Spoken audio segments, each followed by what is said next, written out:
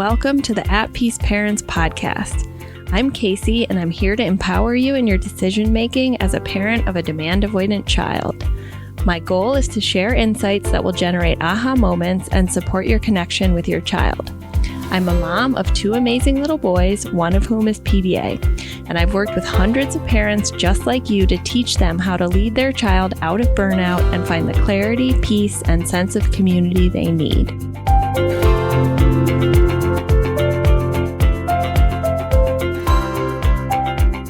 Welcome to Parenting PDA Your Way, our live show every Friday where I coach and speak with a parent of at least one PDAer. So today we have a mom of a 13-year-old PDA child, and she will be joining us now. So welcome. Thank you. Hi, Samantha. Hi, Casey. Thanks for having me. How are you? I'm good. How are you? You look like you're in a cabin. Squirreled away in my husband's office above our garage. I like it. Where are you tuning in from? We live in Maine. Very cool. Your background looks like it fits Maine. I like it. Okay, well, thanks for being here. How are you feeling about chatting today? Okay, nervous? Okay, nervous, but it's a worthy adventure. Awesome. I feel the same. I have your question here printed out, and I can read it, or if you want to state your question to me, that would be awesome too, whatever you want. Go ahead and read it. That'd be great. Thank you. Okay, cool. I have a 13-year-old daughter diagnosed with PDA autism last May. She constantly is asking to buy things, whether it is clothing on the internet, the latest must-have desk organizer from Amazon, the trending skincare products from Walgreens, the newest article of clothing or gear that everyone else in her Nordic ski team already has. It is a daily barrage of demands. We can't afford to constantly buy whatever it is she wants, nor do we philosophically believe in constantly buying more plastic things that she will eventually just throw away. How can we manage these daily demands without constantly activating her fight-flight response and equalizing behavior? She can be very mean and rarely tries to repair family relationships after a blow-up. She currently homeschools and has significant autonomy over her daily life. Is there anything you'd like to add or provide more context on? I think there's an interesting piece to her constantly wanting to buy things. She has an older sister, and they've always had a volatile relationship. Her older sister's particular neurodiversity is still to be determined. I think one way my PDAer kind of puts a mark on how we value her is by how much we buy for her. And she's very aware of what's been bought for her sister versus what's been bought for her. And it's just constant, place to equalize. So it adds to that piece of just the dopamine of buying new things to always being a form of equalizing against her sister. Yeah. Okay. Great. Can I ask you a few questions? Of course. Okay, great. Can you tell me a little bit more about what it's been like with your 13-year-old and how you came to PDA? Sure. So we learned about PDA last winter via my sister and a good friend of mine who is a therapist, who both, I think, stumbled across your podcast and thought it clearly spoke to, what we've been experiencing with our 13-year-old. She'd been tested for autism several years ago per our family request, and it didn't turn up. And I did it again this past spring, and we're anticipating autism and PDA. And the evaluation we had done, they're PDA affirming, but as they say, they can't identify her with PDA according to the DSM, but they feel that that's likely. Yeah. Okay, great. And then just so I get a better sense, tell me if I'm wrong here. It sounds like she's high masking. It's out in the world, yes. Yeah, can appear fairly typical. Yes. Most people are typically shocked when they hear what's going on. Yeah. Would you say she's primarily, or it could be a hybrid, but generally when parents come to PDA a little bit later, it's that there was more internalizing, like freeze, fawn, shutdown, rather than like from the get-go externalizing like fight flight behavior? I would say she's very externalized. We just by our own pathway, we started homeschooling. That's how we approached it from the first days with our kids. So she was homeschooled through halfway through 4th grade. And we were just, I think she was just, I was her safe nervous system. I was home with the kids. We were homeschooling. We were co-sleeping. Like, she was just pretty regulated in a lot of ways. And she had a lot of freedom. We were unschooling. So she had a lot of freedom to, do what she wanted. But as she got a little older, she wanted to go to school. And when she started to go to school, the behavior at home became even, there was always, like, I always knew there was something there. Like, whenever she went and did some program, like, she used to participate in these nature-based programs that were designed for homeschooling families. And she always wanted to go. But when she came home, I learned pretty quickly that if I asked her, how was your day? I'd get nothing but negative response. And I eventually just stopped asking. I just wasn't going to kind of initiate that, whatever that response was for her. And I think we kind of became aware pretty quickly that her meltdowns and blowups came from a place of, I can't, not I won't. And we kind of just started accommodating out of desperation, I think. Yeah. As many of us do. Yeah. And luckily didn't, was not the subject of a lot of judgment. Was in a pretty, progressive homeschool community. So there was a lot of feral children, as I put it. But once she started going to school and particularly got into middle school, the social challenges really became apparent, and the blow-ups at home and the equalizing just getting worse and worse and worse. And even when we first had her tested as a 5th grader for autism and ADHD, the response from the school psychologist was, we don't see anything at school. This must be, a problem of your parenting at home, basically. So the classic line. The classic line. Yeah.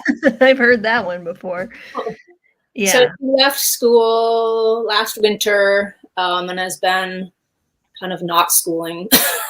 Yeah, deschooling. She's deschooling. Yeah, she definitely deschooled all the second half of all last school year. She likes the structure of school. She is autistic as well, right? But then, I think the demands and the social pressure, it all builds. And there's only so much she can handle. She is going back to school this winter at a private school that has a winter term. And so she's homeschooling a little more intentionally this fall to prepare for that. But, I can already see the equalizing building. Yeah, that cost to more losses of autonomy, even if she wants to be participating in something she enjoys or is motivated to do, right? Because it's subconscious perception versus being anxious about something that she doesn't want to do, which personally I think is one of the hardest things as parents, because we see our children not able to access things they want or need to do. Okay, so we're going to hone in on this question of buying things. So have you heard of the 4S framework? The 4 S's of a combination, not a combination, but of just nervous system regulation? Yes. So the strongest S is another safe nervous system, right? Like, it sounds like you're that, and she might also have some safe nervous systems with friends. The second would be screens. The third would be special interests. And the fourth would be sensory intense, novel, or dopamine heavy activities. And so when we think about buying things, that's that in addition to seeking out sugar or, really needing to be doing new things on screens all the time is what I see as the top 3 dopamine seeking behaviors, especially if the child or teen is closer to their threshold of tolerance for all that nervous system activation. So, through the ADHD lens, the dopamine seeking is very much like they don't have the dopamine in their brain, and therefore they're seeking it out with more intense things that produce the dopamine, right? For PDA, The way that I think about it is the seeking of the novel, the sensory intense experiences, and dopamine is a behavior in order to distract from the discomfort and or pain in the body of constantly perceiving threat. So that's the first thing I want to say. So how does that land for you? And I like that you mentioned the equalizing of like, she might want more than her sister because feeling above will get her back to nervous system safety. But does it resonate for you, that way of conceptualizing it, this focus of hers on that? Definitely. Okay. So the 4S framework can be hard to hear because what it is if your child is not accessing one of these states, they're going to equalize and be dysregulated. Full stop, right? So there's a couple places where we have agency as parents, right? One is within the 4S framework of like, okay, she's seeking dopamine through this.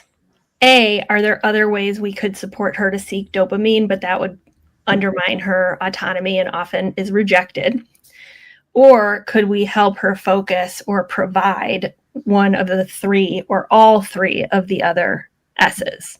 Right? But there's not a strategy to make her not seek safety, especially if she has like that, if she is going to be doing more curriculum, unless she's driving it herself and being in school, she will have more losses of autonomy and she'll be closer to her threshold. So you'll see more of that behavior.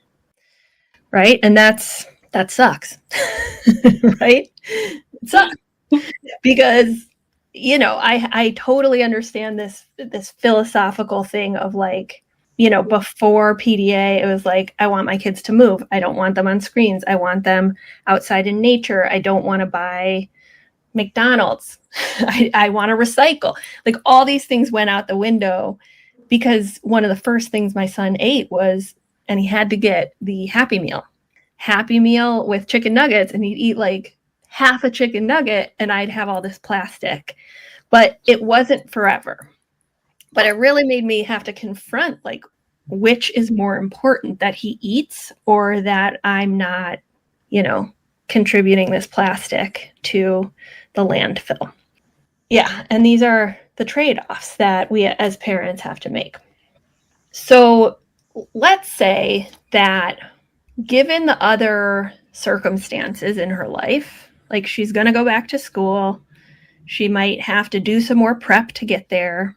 There's going to be more losses of autonomy than pure deschooling and full autonomy in the home, which is never truly possible because there's other humans living there, right? Mm-hmm. Like you can't give full autonomy ever. One of the things we can do is move into the cost-benefit decision-making framework together and explore one or two scenarios to see the choice that you want to make, given the logic of PDA. Does that sound helpful, or do you want to go in a different direction? Yeah, definitely. Okay, cool. I am going to bring up the cost-benefit framework. Okay, so are you familiar with this? Yes, I've listened to you talk other people through it. Okay, cool. Well, then you'll be an expert. Well, I'll still walk you through it. So let's first talk about your constraints. So I heard you say there's another sibling who's older. So there's a sibling in the home, which just means like, just by the very nature of being alive longer, she probably has received more things, right? And might be taller. So there are certain things that are constraints. Like we can't make our older siblings not have lived longer or have more knowledge or whatever. Constraint number 2, we could say starting school in the winter semester. So this isn't good or bad. It's just like what is going to be shaping the decisions. What other constraints would you like to mention? So these could be, my partner and I both work full time, or my 13-year-old won't be around my partner and it's only me, or whatever you want to name that would shape your decisions. So my husband works from home full time, very demanding job. his own business. I work from home as well and hold a community job that has me out away from home in the afternoons. I mean, I guess the schooling that she's doing now. Schooling to prep for winter semester. There's a lot of flexibility there, but there's, I think she feels the need to be ready for the winter, and we'd like her to feel ready, but yeah, so she's motivated to do it, and it's still there's gonna be potentially some structure or expectations that aren't fully under her autonomous choice, and that will activate her some, and that's fine. It's just recognizing that. She's also, so the program she's going to is it's school, it's academics, and it's also sports. So she's part of a pretty competitive Nordic ski program there that she's already training with now. So that's part of her day now. That, again, she has quite a bit of autonomy over whether or not she goes. But when she's there at practice, I'm sure that impacts her feeling of autonomy. Great. And would you say that the Nordic sport is a special interest? I would say winning is a special interest. So she's good at it. She has been good at it. Yeah, it's a funny relationship, or it's a complicated relationship. Got it. Okay. So let's go into step 2, which is going to be just taking your question and pulling out your decision points or options as a parent, which means we're just going to be focusing on only what you have control over, rather than trying to make her not ask for Amazon things. Okay? So can we pick a scenario, like a typical scenario to walk through? Gosh, it's constant. So she like just walk in the room and she's like, I need this foundation. I mean, it's like 75% of our communication with her. Yes. So that's actually a good example.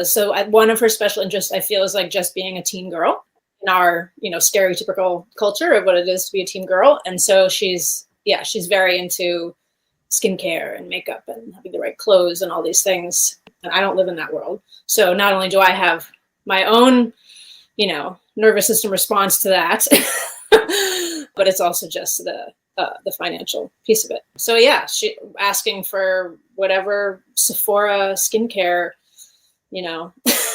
Yeah. Whatever her reels on TikTok have shown her is what's necessary.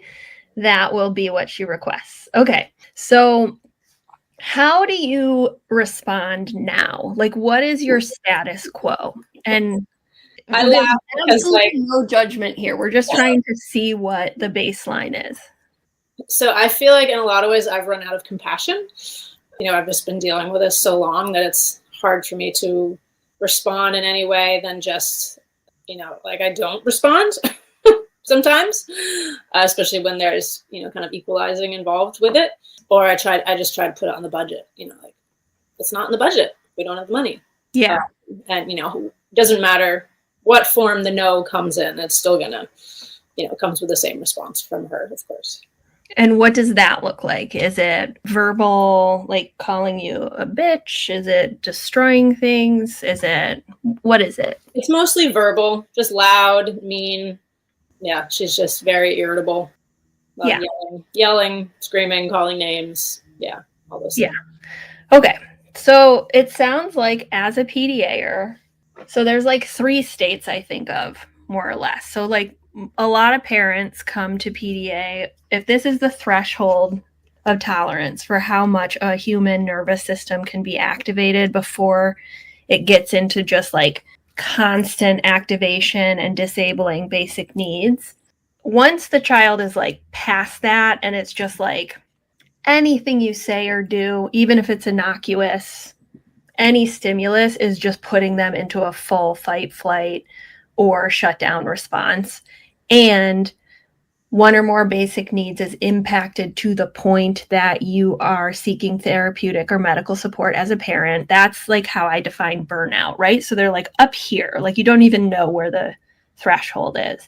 And the point of all the accommodations, which can be counterintuitive, is to bring them not just below the threshold, but to create a window of tolerance. So like, I would say like as a PDA individual, even when she's 45, if she's asking you for a foundation, you say no, she's still going to neurocept danger, right? Because that's the neurotype, right? But if she has a window, then it activates and comes back down without it being screaming, abusive behavior, and that cost that is so high, not just to the family, but to her, right? So the way that you're describing where she's at sounds like she's hovering often around that threshold, right? She's not in burnout, but she gets to it pretty quick when she has a boundary, right? So as hard as this is, and this is absolutely not a criticism, and I do not do this perfectly, but every time you're interacting with her, we're either putting her up above or below. We're either creating a window or we're pushing her past, right? And that doesn't mean that sometimes we don't need to set boundaries, but even in the way that we respond with the boundaries can activate or accommodate, right? So often parents conflate boundaries with teaching, right? Like, I'm setting a boundary so that you learn that this is not our value in our family. I'm setting a boundary so that you know how I feel about this stuff. I'm setting a boundary so that you learn about finances. Versus, I can see that I can see that this is causing pain in your body, and like, I want to get it for you, but sweetie pie, we can't today. And then it's like the big reaction, and you're like, I know it's so hard. Like, I'm so sorry it feels this way, right? So there's a distinction between not just do we set a boundary or don't we, but also how we do it. And that's the hard part, right? Because it's super annoying and frustrating, and it goes against some of your values. And then you're going to get even more in the aftermath. However, it's also the point at which we can shift things. It's the refinement where we might be able to shift the continued escalation here. Yeah, I think that's I think the hardest thing for me right now is to come at it with a more compassionate response for her, because I mean, literally 90% of her communication to us is just screaming and yelling and making demands, and yeah. So one of the things that I use for myself and with families, and I'm going to give you two little mantras to think through as we're going through this next section, which is like specifically to the I'm asking for all these things. Like, we as parents create all these, like, she's superficial, or she doesn't care about me, or she's never going to have the values, she doesn't care about our family, right? We create these narratives, all of us, because of our own fears about the future. The first shift I would love for you to experiment with is like, anytime she's asking for buying something, she's communicating, Mom, I'm in pain. Mom, my body feels painful. I don't know how to deal with the nervous system activation. Okay, so she's saying it to you, I'm in pain. Help me, I'm in pain. Okay. The next thing is, anytime there is activation, equalizing abusive behavior, we can try and depersonalize it a little bit and just say, it's just data. It's just data. It's not personal. It's just where she is in terms of her threshold. So how does that feel as a first experiment? I think they're both very good reminders. Yeah, it would be smart to practice with. She's always had, this isn't probably a great term to use, but I always say that she's had like a hypersensitive bullshit meter. So anything that she thinks she doesn't like talking about, how she's feeling. I don't think she has a good sense of what she's feeling, and being able to label that or describe it. And so anything that's suggesting, well, maybe we might be talking about feelings here, she's just very quick to shut it down. And so it's hard to come to her with that sort of response, because sometimes she's very negative with it, but that doesn't mean it's not worth trying. Yeah, it can be totally internal to you. Like, you don't even necessarily have to change what you're saying or doing. It's like trying to shift a little bit of the energy behind what it is that you're saying. It can still be sweetie, it doesn't fit in the budget. I'm sorry. But inside of you, you're thinking, she's in pain. She's asking for this. I'm going to set the boundary and she will activate. And then I'm moving into it's just data. She's preparing for this winter school. She's working hard to prep with her homeschool. She's going to be at her threshold and it's not personal. Yeah, that's Still good. sucks. Still sucks. I'm not negating that. Okay. So, but if you want, let's look at the options you have. Unless you just want to stick with like it's a no most of the time. And maybe it's not a no. How often do you say yes and how often do you say no? I don't know if I could put a statistic on it, but she has her own bank account too, so that's another choice we give her. Well, if you want, you can buy it. So that's in there, but she definitely gets plenty of things. She's very persistent. So yeah, because she's feeling pain. Like if any of us are feeling pain in our nervous system, or like your heart's racing fast, you're getting glassy eyed, double vision, tingling up your spine, like your brain is perceiving danger or life threat. And so your nervous system is just going to keep trying to seek safety. And you can't teach a person out of that because it's a survival response. Mm-hmm. So it will be persistent if she's close to her threshold. Yeah, and it's hard, but it's not, again, it's part of the nervous system disability. And it's fluctuating, which is what can make it hard to see it as such, right? Right. Like when she was younger, co-sleeping, unschooling, it might not have been as present, so we question it. And then in these moments when we see it, it's like, why is she so selfish, mm-hmm. right? But it's not a reflection of her. It's just like any of our nervous systems evolutionarily are going to seek safety regardless of how other people think of us in moments of perception of threat and life threat. And I have to admit, different providers that she's gone to over the years that we've sought out help, there's, more than one occasion where they are quick to say, she's capable, like talking about learned behavior, and she's capable of doing what you ask her and these sort of things. And, I know that doesn't apply in a PDA. That's when she has a window. Right. But it's still like, that's still in her head, though. Like, is this learned? Is this, because I know. It's so consistent, but I know. It's where we all get stuck. Parents, therapists, even PDA adults, right? Who I've worked with, where it's like, I should be able to think or discipline my way out of how my nervous system works, rather than, can I accommodate so that I have more of a window so that when I do get activated, it doesn't have such a negative impact on me and those around me.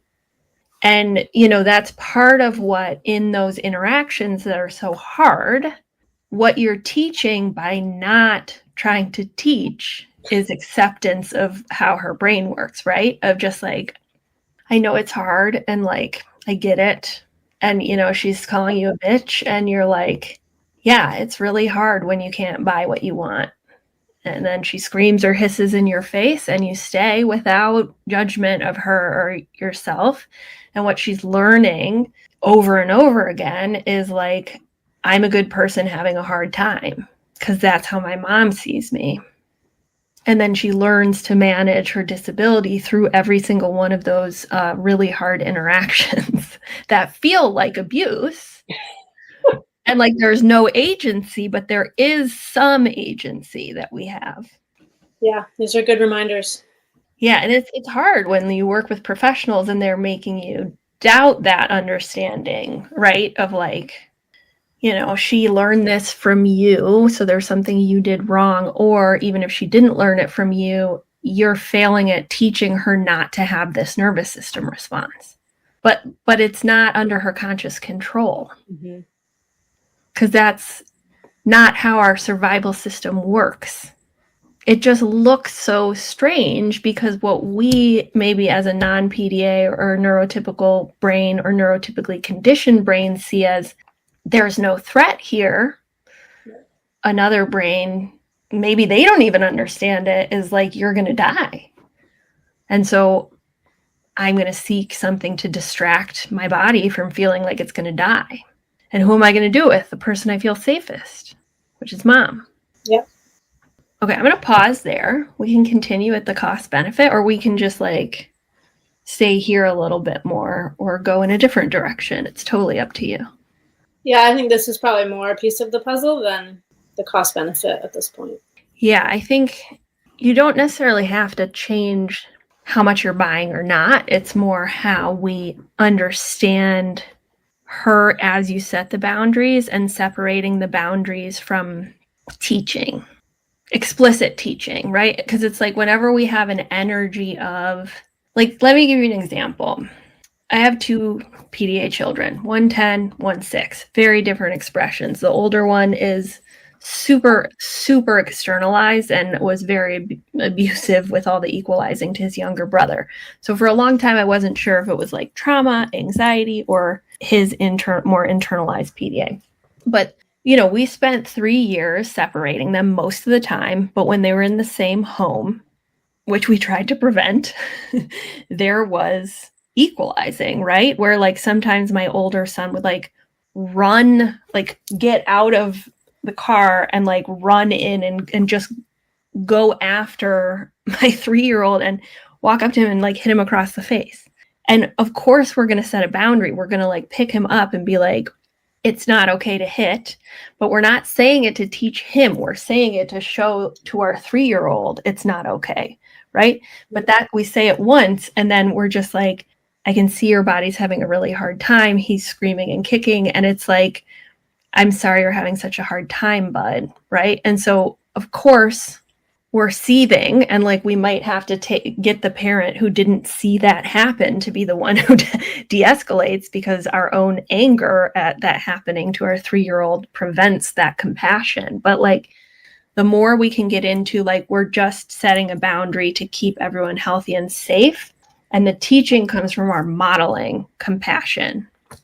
Yeah. That's and good. Trusting that like she does have probably a lot of your values, your deeper values, not the like what you spend money on values, but like caring about other people, being compassionate, being kind. I know that she's a good kid, right? But she can't access that when she's here. So just remembering that, for as annoying as it is, like, this is not who she is. Her survival responses are not who she is. Yeah, what's going through my head right now is maybe in a different direction, but yeah, she's definitely had significant autonomy over her day for quite a while. She has a little more demands right now with her schooling direction, but I'm sure this is common for a lot of PDAers, but that the difference between I don't have to do anything and now I'm bored. Yeah. And so I feel like even when I guess I just feel like she's always at her threshold because either there's too many demands that are filling her day and her time, or she's bored. She doesn't have the dopamine response to be, she spends a ton of time on screens. She has her special interests, but that, the sensory seeking.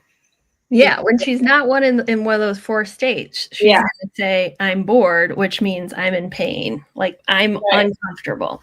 So I feel like she's just always in pain. Yeah.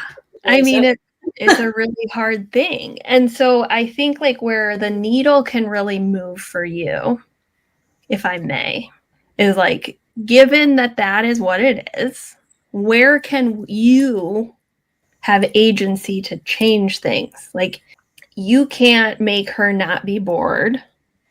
You can't, unless you're going to decide you can't go to this Nordic school, you can't take away all the losses of autonomy for her that are part and parcel to what she wants to do. But because the PDA neuroception is so sensitive, it's not just explicit demands or someone is telling me I have to do something or not. It's also, are the safest people around me, even if they're accommodating, do they have expectations, agendas, or desires for me to do X or be X? Yeah.